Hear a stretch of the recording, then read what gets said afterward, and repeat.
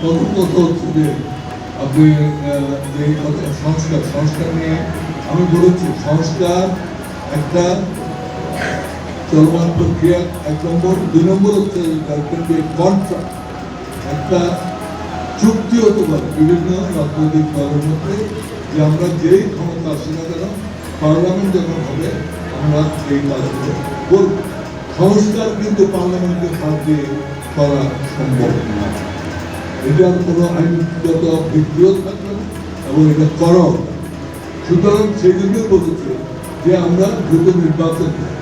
আমি এই কথা বলি নাই যে ফেব্রুয়ারিতে আমরা নির্বাচনে যাব না, সেই কথা কিন্তু বলিনি।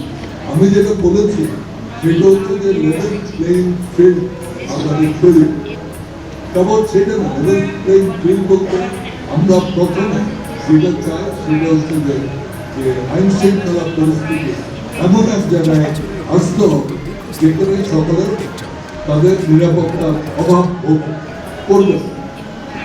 একটা ভোটার সে ভোট দিয়ে আসছে, তাকে তো ফিল করতে হবে যে এর পরে আমার এই যে আমার কোনো অসুবিধা। আগে যেগুলো হয়েছে, আগে বড় পার্টি বিএনপিও বলেছে, আওয়ামী লীগও বলেছে যে যখন জিতেছে তার প্রতিপক্ষকে তারা হেনস্থা করে। সুতরাং আমরা সেই জিনিসটা এবং